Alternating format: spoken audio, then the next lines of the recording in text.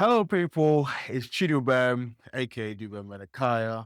I'm here with Sumit Gupta for another incredible leadership interview. So the context of this interview is to help you really connect with a deeper level of leadership, purpose, and power, and create results, beyond imagination. So, Sumit, it's an absolute pleasure, to be here with you. So, Sumit is the founder of 10 Gen Partners, a revolutionary organization transforming leadership within organizations to help them grow into businesses, into 100 millions and beyond. And this is so these is companies and founders who want to impact the next 10 generations. So that's amazing, and we look forward to exploring that further as we go on in this interview. Sumi is a serial entrepreneur, a techie, and we connected through a group that he created for incredible leaders, coaches, catalysts from around the world. So who Sumit is to me, it's been a pleasure working with you in this group for the last 7 months, or so. And you really showed me a level of purpose, the power of commitment, in the world. You showed me a whole new level of leadership and what it really means to be unreasonable, and be of service. I've seen you travel to different countries and meet us guys in the group personally. Obviously, this interview is as a byproduct of that. But things things I've learned from you around, creating powerful context, inviting people into playing, the biggest, game of their life, really expanding the level of ambition and possibility has really been transformative, like life changing and stuff. Things I'll never forget, and that's only a glimpse, of this. And I wanted to sit down with you to speak about one of those things, which I've learned from you, and you speak a lot about, which is about declaring, impossible games and commitment and creating that in the world. So over this next half an hour or so, we're really going to get into that. Okay. Is there anything you want to share? No, thank you for bringing me on. And I would just say that it has been an equal pleasure to see you and to work with you for the last 7 months or so. Hi, you're welcome. You're welcome. So just to, I guess, start on base camp, right? Of commitment and, what commitment means to you. When you speak about commitment, what are you, talking about? For me, commitment is the energy. Commitment is the energy behind anything that we create or anything that happens in life. Commitment is the energy that I use to make that happen. To put it very simply, that's how I would describe it. And one more thing, commitment is not less or more. I see the current outcome that I have in life very consistent with the commitment that I have. So the question is not whether I am 50% committed or 0% or 100% committed. The question is, what am I committed to in a way that my life looks the way it looks right now, right? So not like less or more, but what am I committed to? What am I not committed to? Because of this is the outcome. And that is a question for learning. That's a question for self-discovery. That's a question for empowerment. That's a question for creating better futures. And you start by identifying, how am I creating the future or my life so far? So is it sort of like you're kind of going upstream, as it were, and you're seeing the results that you're getting are a byproduct of the commitment you have and what you're committed to. Yeah. So not from a place of like a judgment or beating myself up, but from an objective place, like it's like, this is what I've actually been committed to. This is what I might have been saying I'm committed to, but this is what I've actually been committed to. Absolutely. Like we are doing this interview. Can we say that we were committed to doing this interview? Yes. And how do we know? Because we're doing Because we are here, right? So similarly, if I have an outcome, I have a result in my life, how do I know whether I was committed to? Because the result is there. Now I don't have an outcome. How do I know whether I was committed? Again, the result tells me. Not what I think, not what I felt, not what I might have said, but the result shows me what am I committed to. Then in your work, because you've worked a lot with entrepreneurs and founders, CEOs, and people such as that, leaders in the world. And it's not just, you don't have to be an entrepreneur to be a leader. You can be a leader just as a way of movement. What have you discovered, about commitment in leaders that really changes the game, for them? What are maybe the blind spots that they were unaware to Yeah. that was impacting them, and what's the insights that you've seen that have really changed, the game for them? Yeah. Most people, right? Most people plan for life. Most people start with strategizing, planning. I would even say most people do not go for what they want, they go for what they think is possible for them. And when I say most people, I include myself, because for most of my life, I have gone for some definition of what I think is for me, what I think is beyond me. And I've never really seen that commitment can actually help me create what I want, not what I think is possible, or not what people around me have told me is possible for me or people like me. And for me, that itself is a huge shift when I talk about commitment.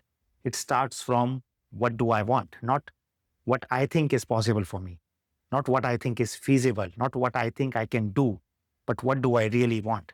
You were talking about purpose earlier, and most people don't live their life from what do they want or like what do they fully care about, but what do they think is possible for them? What do they think is realistic? For me, that's a waste of human potential.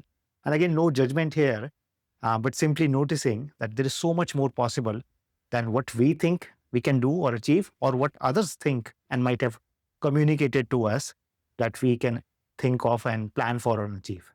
And why is that? Why is it that a lot of us, we don't really go for what it is that we really want, or go to that level, as it were? Like, what is it that gets in the way of connecting with that deeper level of want and desire? I think we can go into a lot of discussion on this. To keep it We very only got a simple, certain amount of time. to keep it very simple, right? Like we grew up like that. Like it's like a fish swimming in water. The fish doesn't know that it is swimming in water. Fish doesn't even know what water is unless the fish is taken outside of the water, and suddenly, this is water. There is another world outside of water. When we grow up in our family, we grow up in our schools with our elders, and we think that, and for a child, it is very normal, right, to think that whatever is communicated, whatever we see in movies, in books, in the language, in the people around us, that becomes our world out there.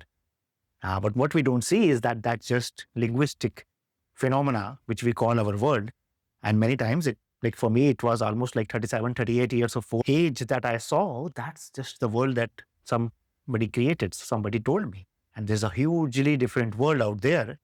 And I didn't even realize that this was like me being a fish swimming in water without even realizing that, again, like this is the way it is. This is the way a man should be. This is the way we are supposed to be. What is reasonable, what is not reasonable, what is honest, what is not honest, what is polite, what is arrogant, what all of these definitions, we don't create it for ourselves. We are all just living into it without ever questioning it.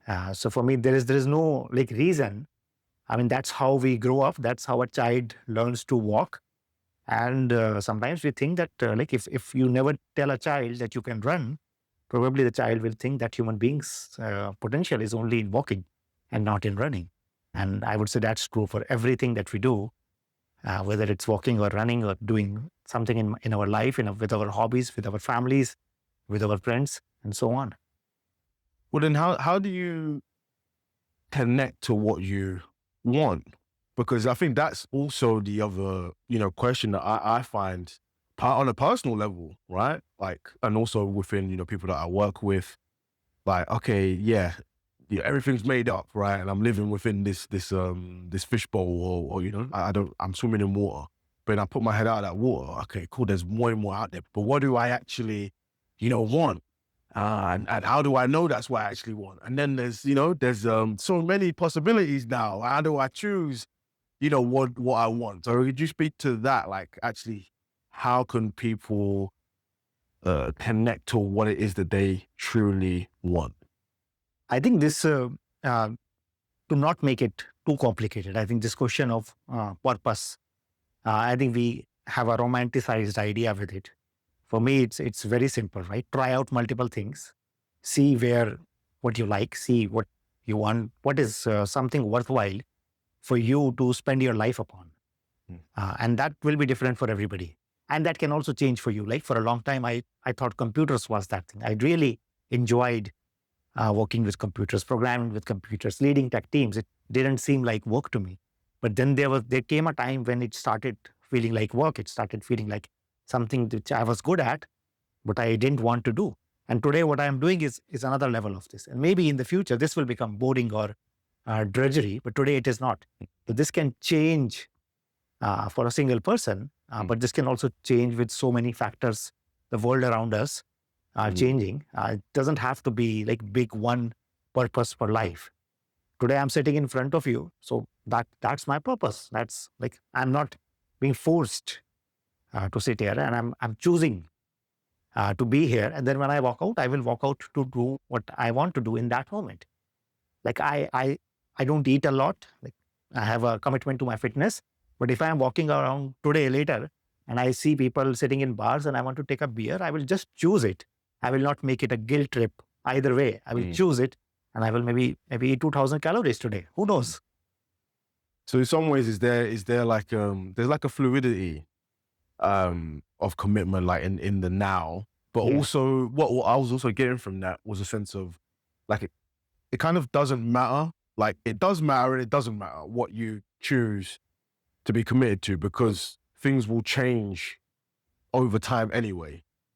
But when you're in the game, as it were, you know, when you're actively engaging with that commitment. So this is just coming to me now. Like it's more about the intensity of relationship with the commitment than the specific thing that you're actually committed to. Is that it? I mean, it depends, right? So first of all, yes, it doesn't matter. But I would still say that it matters that you commit and you do what you do from a place of commitment, right? If you zoom out, like we are nothing, like in this whole universe, me and you is not even specks of that dust. So nothing really matters.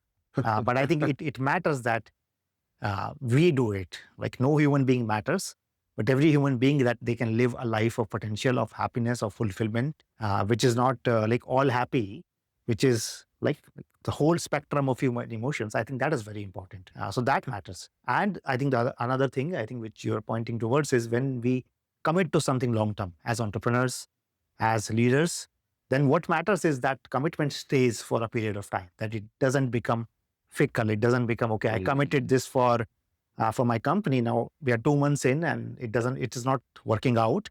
So I just move on to something else. For long-term commitments, you have to be willing to every day, every moment, test your commitment. Am I really committed to this? Or there's an easy distraction, or I can give up and now have hundreds of reasons why I shouldn't be doing that. But then that can be where our hidden commitments, or like a real test of our commitments. I can say I'm committed to this, but my actions, if I give up after 2 months, especially something which was supposed to take years, then I'm not really committed to that. Like it's like you planting a tree today and hoping it to bear fruit in 1 month or 2 months. It doesn't work like that. Again, depending on what, see, this interview, we can do this in 30 minutes. But if you want to work on something, if I want to build muscle, like I can't say it doesn't happen in 3 weeks. I need 3 months, or maybe depending on what my commitment is, maybe even 3 years. And for leaders and entrepreneurs, sometimes that journey can be of decades. So then that question of sticking with it, intensity, then that matters. So is there something there about like creating that bigger game to commit to an expansive level of growth, you know, over time? I love what you said there about experiencing the vicissitudes of human emotion, and that in the bigger game that you play, right? Like kind of the more, I guess, fearful it is for you, but also the more long-term the changes, that the more long-term the impact is, you know, in the world, that gives you a greater ground, as it were, to really explore that commitment and explore if that is actually the thing you're committed to. Because in a little technical interruption there, but we're going to get back into it for this second half of this incredible interview on commitment. So thank you, Sumit. So to pick up from the question I was asking before, right? So it's the power of commitment is that it really opens up an expanded context to discover who you are as a human being, to discover your potentiality. Like it's not so much about the thing that you're creating, it's opening up that context.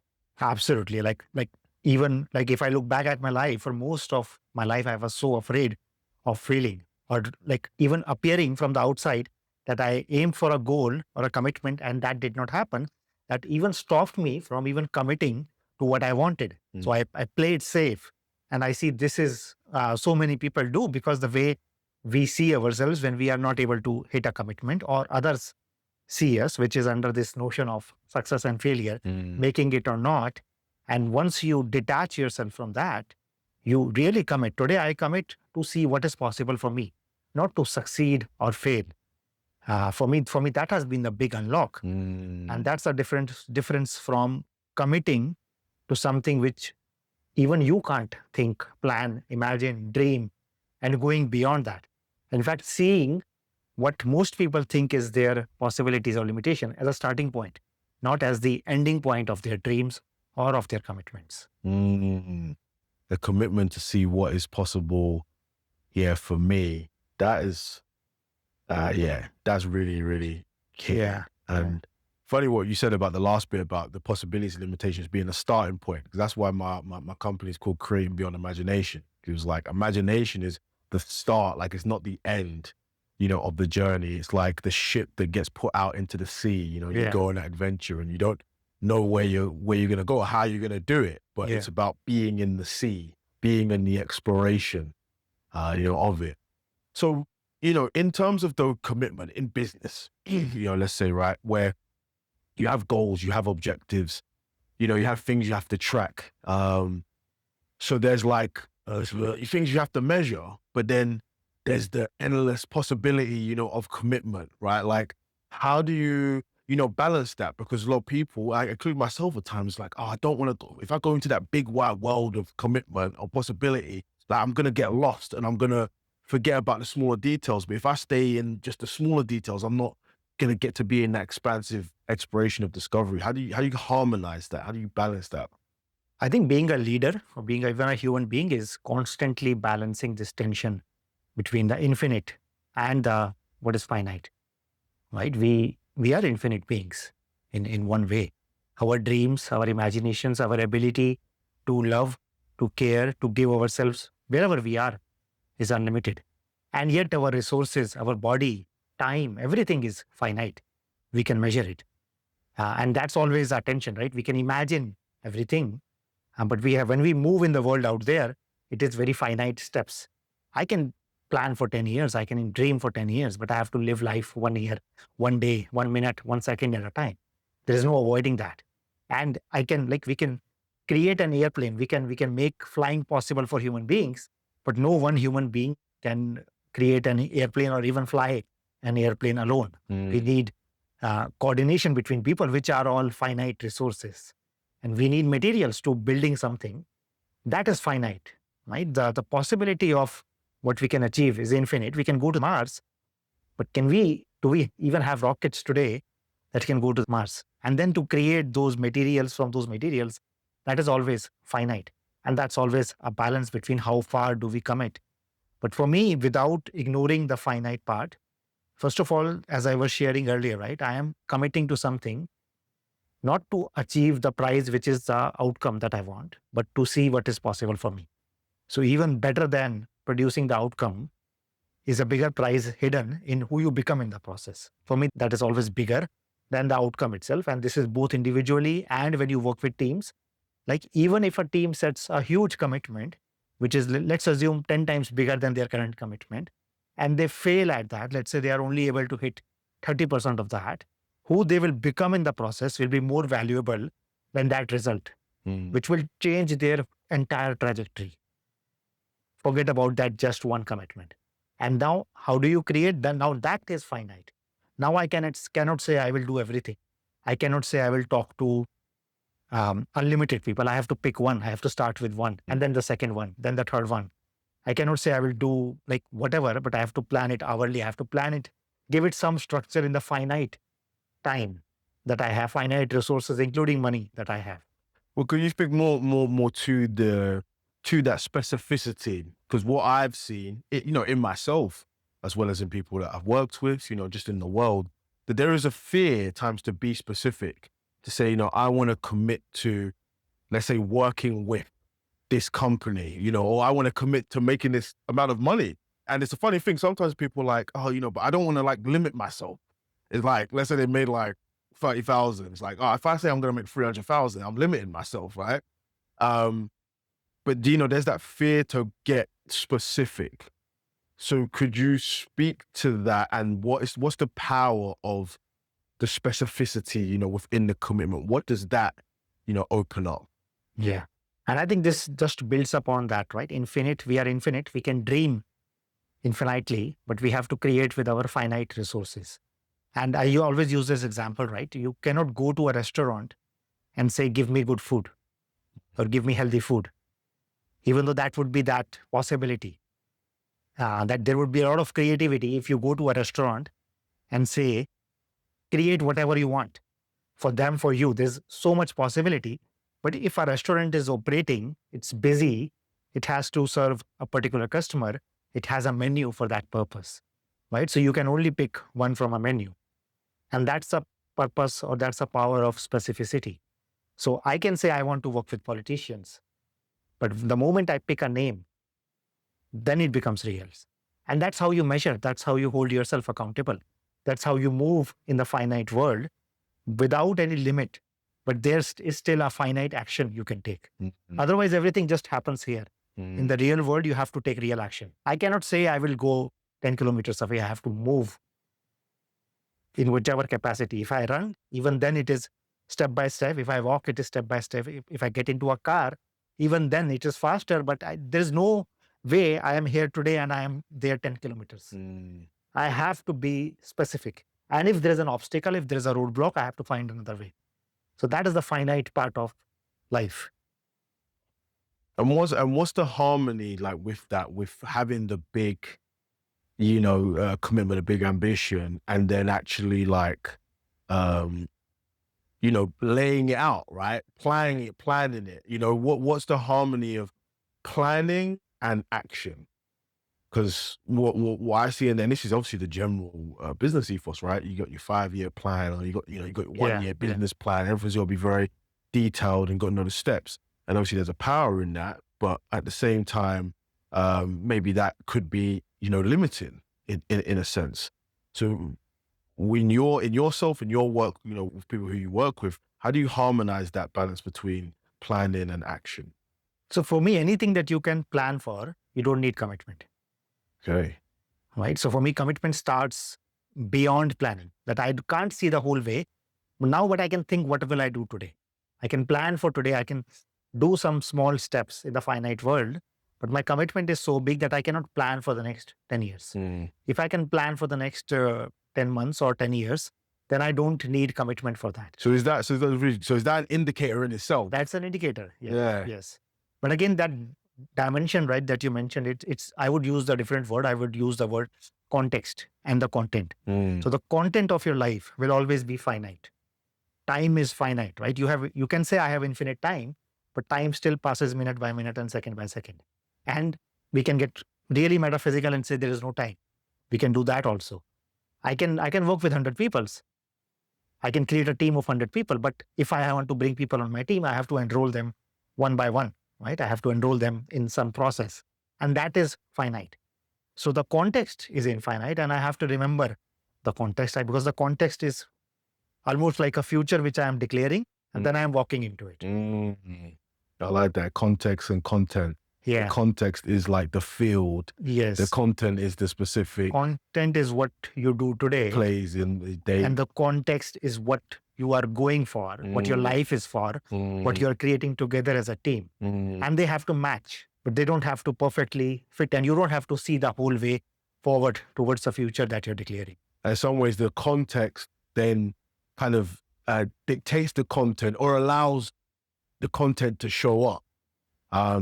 And this actually led me to another question, because I was thinking about the commitment, and then thinking about creating commitment in others. Yeah. So in expanding your context and that commitment, and obviously you work with teams, what's the power in creating commitment in others? And just very briefly, because I hear a lot of people say, someone works for me, but like they don't do what they say they're going to do, and that's the whole thing about integrity and agreements. That's a whole other thing.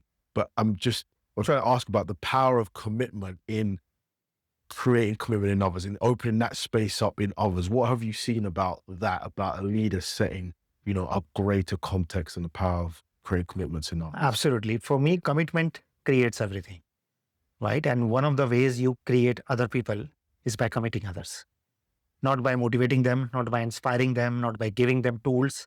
And you can do all of that. But when you commit somebody, they will figure all of that out on their own. And anything which we can do in teams, which we do with other people, it starts with you creating commitment for yourself first, and then you creating somebody else. For me, that's the glue of leadership. Without, Can you just talk a bit about creating somebody else? Like, what do you mean when you say creating somebody else? creating somebody else is simply using your language to speak who somebody else is for you, and then having them commit to something specific. To give you an example, I might say to somebody, you are a champion. Like, that's why I'm sitting in front of you. That's why I'm speaking. Now, can I ask you, can you commit to me that by the end of tomorrow, you will complete this? Something very specific. And that might be beyond their current planning, current imagination, current skills. And then that person might say, okay, I don't see a path, so I can't commit. But for me, commitment is that you are willing to commit because you don't see the path. If you see the path, then you're giving me a hope. You're giving me something which doesn't require commitment. For me, that's okay that you don't know. I require you to commit and then figure it out on the way. And no matter what happens, I'm not going to measure you or judge you in success and failure in all of those elements because of what happens. But for me, commitment is you're completely free. I am telling you, you are more capable than what you think you are. Now go out and commit and figure it out, because the figuring it out will happen because of the commitment. The commitment doesn't happen because of the figuring it out. So it sounds like, I know we've talked about entrepreneurs, leaders, and teams, but I'm just thinking about like life in general, right? Like being a leader in life is creating that commitment and committing others around you to expand themselves. As a sense of me, it's like there's an expansion when you create someone and you create an expanded possibility that they don't know how to do. You're opening a way for them to grow and have that journey of discovery, for themselves. Is that? Absolutely right. Commitment creates everything else. Once again, I will repeat that. You don't need money. If you need money, create commitment to creating money. You don't need a team. If you need a team, create a commitment to creating a team. You don't need more energy. You don't need more fitness. If you need more fitness, if you don't need more physical energy, create a commitment to creating. So you can't be lazy if you're committed. You can't be broke if you're committed, because your commitment can create everything else. And commitment doesn't require knowing. Commitment doesn't require figuring it out. Commitment doesn't require you having to do the same thing in the past. Commitment does require courage. But commitment is the source of motivation. Commitment is the source of inspiration. Commitment is the source of togetherness in a team. Commitment is the source. Whatever the buzzwords that we use in leadership, they don't come before commitment, they come after commitment. And if you're lacking those, you don't need those, or you don't need a path to those. You need to commit to them, and then the path will be in front of you, and you will figure it out. So what I'm really getting from this is it's like a relationship with the unknown, and that when you commit, like things come up you never, would have imagined. I think where you can go into a whole new level of action. Could you speak to that a bit more? I will simply share an example. And I always use this example that if I have a knife today, right now, and I cut your leg off, right, and it's bleeding, you will not think, you will immediately do the next thing. And that would be, let's say, picking up the phone and calling the ambulance. But let's say your phone is not here. Even then, you will not spend 10 minutes thinking about what you should do. You will just open the door and run out until you can find somebody. And then you will not see whether that person is busy or not. You will not see whether that person is distracted or not. You will not consider whether this person will like you or not. You will simply make the next request. You will not now sit planning and discussing with this person, what should we do? Because my leg is bleeding. And then let's do the next thing, like let's call the ambulance or take me to the hospital, do whatever you have to do. Let's make it absurd. Let's say this room is locked. We figure out this room is locked. You will do whatever you have to do because you are so committed. Now you get committed to save your life. You will break this glass up and you will not think which furniture should I take and throw first. You will just pick the first one. If you are really hurting, if you are really committed, and the thing here is commitment is not some superhuman skill. Commitment is a skill which we all have used when something mattered so much to us. Let's say you walk out of your house in the morning, you are committed to get back home in the evening. Even if that means sometimes the whole public transport is not working, you will basically hitch a ride, which you would not do otherwise. So we all have done things in the past for ourselves or for others when we really got committed. Now, those things cannot come from planning. Those things cannot come from discussion. Or you might have a short discussion, 5-second discussion or a 10-second planning. But in the end, action is what makes things forward. And just taking this analogy forward, right, the way many of the people that I work with are able to do more in less time is actually by cutting off discussions, cutting off debates, planning, and simply see what is the next thing which is, if we get committed. Let's assume next 3 months, we get committed to doubling the business. If we get committed, there is no time to spend in discussion and planning. What is the next action? Who is the next person I need to call? And simply pick up the call. You might even need to decide what to speak to that person after that person picks up the call, not before that. Because even that would be not utilized best in you. If you are committed, you will figure out. If you are committed, your commitment will tell you what to say to that person when this person picks up the phone, not beforehand. I would say that's how we all consume time, because we want to be good. We want to be polished. We want to be comprehensive. We want to look good. We don't want to look scrappy. And because of that, we end up making 1 request a day, where we could be making 20 requests a day if we don't care about how will this look? Am I prepared? What will I say? If you get committed to something as badly as my leg is bleeding, I have to be in the hospital, or I might lose my leg, you will produce unimaginable results. And I'm telling you that does not require a lot of discussion, a lot of planning. And you will do the required amount of discussion when it is required, long commit, not to get to commit.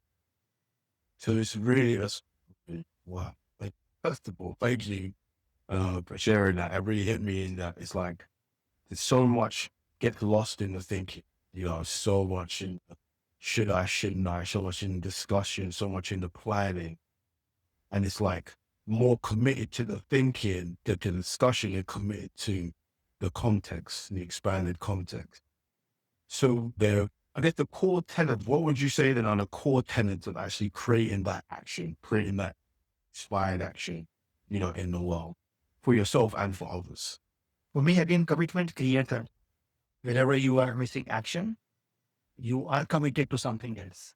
So are you committed to discussions? Are you committed to getting it right? Just moving forward right now and maybe getting it wrong the first few times. Everything is created by God. If you don't have money, create a commitment to create it. And then do what the commitment tells you to do. In the world of leadership, if nothing happens in your hand, you have to get out of your hand.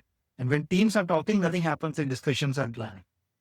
For a leader, the powerful move is making a request, making an offer, which then results in a commitment from someone else. That is what moves over, right? If I have to hire 10 people today, I might go out and individually hire 10 people. But if I want to hire 100 people today, I can commit somebody to hire those 100. Or I can just acquire one company and get these 100. But all of those are conversations, and all of those are requests, offers, which will result in some commitment. Both yes and no are commitments. But planning and discussion doesn't have a yes and no. Because many times, going back to success and failure, we don't like the no. So we end up planning. We don't even get the no's. As a result, we don't even get the yes.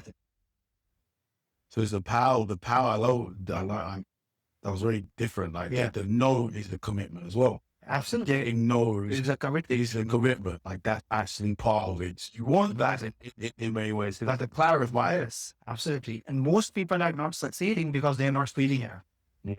You're not getting the yeses because you're not getting the no's. Okay, so just to wrap it up as it were, right? What are some practical, things that like people could take away? Hey, can take away from it's like immediately in the point of action to elevate that level of commitment or really commit to what it is that they really want, truly want? I would say even like simply practicing commitment, any area of your life. So simply asking, what do you want? Pick any area and go beyond what is discipline, go beyond what you think, go beyond what you have done in the past, go beyond what you have evidence, what you have knowledge, what you have proof of. Go beyond that and just ask yourself, if I get fully committed, what is my commitment requiring me to do? Not what I like to do, not what I know to do, not what is comfortable for me to do, but what is my commitment requiring me to do? And once you have that action, then nothing else matters. You just go out and do that. And you will move mountains. You will make progress, of multiple years in just a few months. If you can stick to a big commitment, specific time, specific in the finite world that we live in, and then ask, what is the next action that commitment is requiring me to? Just like if my neck is bleeding today, what will I do? If you bring that level of urgency, that level of immediateness to whatever commitment you create, the right action will always present. Might not be easy, again, might not be comfortable, but then again, that's the point. And point of taking that action is to see how much you are capable of, not to actually achieve that. And even if you don't achieve that, you will still have grown. When you set reasonable goals, whether you achieve it or not, you don't grow. You remain the same. When you set unreasonable goals and commit to them, whether you hit those or not, whether you reach halfway or not, you always grow. That's the biggest outcome of commitment, is that you become more, not just that you produce more. Well, I think that's a wonderful way to complete it. It's a great summary of everything that we've spoken about. So thank you, Sumit, for this wonderful interview. Thank you, everyone, for watching. And drop in the comments, what resonated, what actions that you may take from this. Subscribe to the channel. We got loads of heat coming, like from these amazing intangibles of leadership, ultimately elevate your leadership in the world. It's been an absolute pleasure. Thank you.